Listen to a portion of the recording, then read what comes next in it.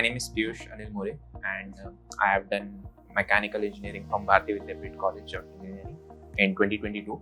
And then I have switched my career to data science, and I opted for this course in Imarticus Learning, that is PGA in data analytics.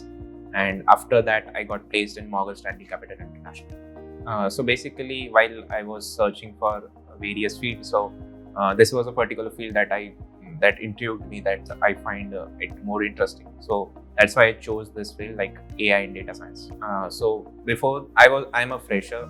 So this is my first job in Morgan Stanley Capital International. So I'm very happy with the company that where I'm placed, and yeah, it transformed my life very much. After completing my course, there were some months where I was preparing for the interviews. So after the completion of the course, Imarticus really helped me while in preparing for various companies, and that's how it went. In Imarticus, I got to learn many things, and there are some things that a candidate should try to learn himself, which are really not in the syllabus. Like, you should also learn them while preparing for a particular company or for a job interview.